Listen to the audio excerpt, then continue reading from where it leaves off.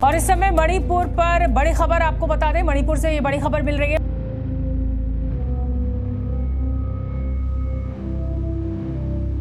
मणिपुर भारत का एक खूबसूरत राज्य जो अपनी समृद्ध संस्कृति और प्राकृतिक सुंदरता के लिए जाना जाता है, लेकिन पिछले कुछ समय से यह राज्य हिंसा और अशांति की चपेट में है।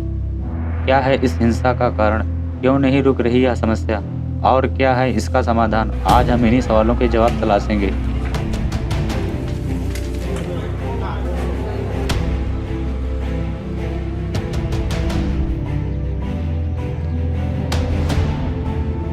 ये तस्वीरें उस खूबसूरत पूर्वोत्तर राज्य की है जो हिंसा की आग में सुलग रहा है।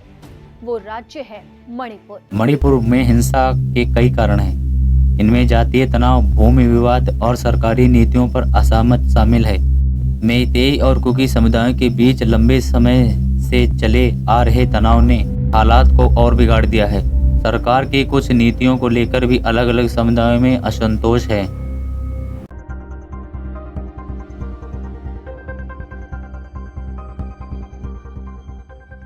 मणिपुर के मुख्यमंत्री बीरेंद्र सिंह के इस्तीफे के बाद राज्य में राष्ट्रपति शासन लागू कर दिया है। राष्ट्रपति शासन की तस्वीरें सामने आ गई हैं। आप देख सकते हैं कि राज्य में हर तरफ सन्नाटा छाया हुआ है।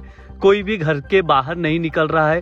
पूरी तरह से सन्नाटा छाया हुआ है। पूरे राज्य में राष्ट्रपति शासन लागू कर दिया गया। ये पहली वीडियो है जो आप सबके सामने दिखाई दे रहा है।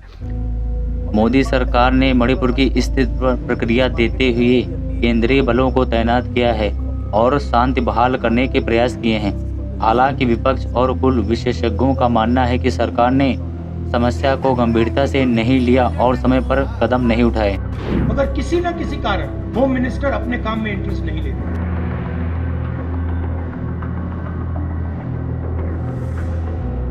हमने सरकार को कहा है कि जल्दी से जल्दी हिंसा को बंद कीजिए, मगर नहीं हो रहा है और इसमें वेस्टेड इंटरेस्ट किसी का तो है। मणिपुर में जो हो रहा है पूरे देश को मालूम है।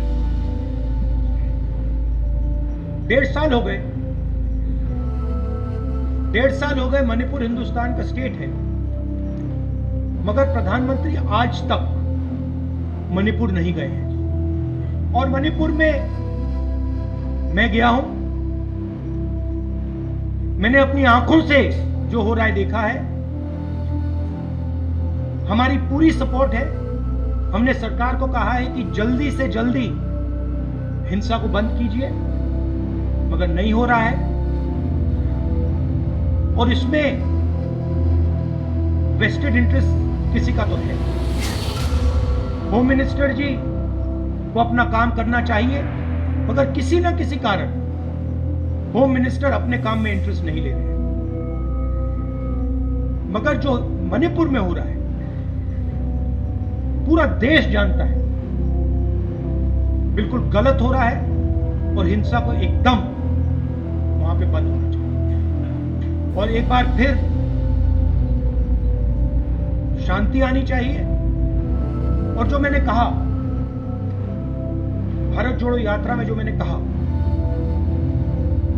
4000 किलोमीटर हम चले कन्याकुमारी से कश्मीर, नफरत के बाजार में मोहब्बत की दुकान। हमने मैसेज दिया कि अगर आप नफरत फैलाओगे तो आग लगेगी और बीजेपी के लोगों ने नफरत फैलाई है और इसीलिए आग लगती है। मणिपुर की समस्या सिर्फ एक राज्य की ही नहीं बल्कि पूरे देश की है। हम सभी को मिलकर इस समस्या का समाधान ढूंढना होगा। शांति और सद्भावना के साथ ही मणिपुर फिर से अपनी खोई हुई रौनक को पा सकता है। अगर आपको वीडियो पसंद आया हो तो इसे लाइक और शेयर करें। साथ ही कमेंट में बताएं कि आप मणिपुर की स्थिति को लेकर क्या सोचते हैं।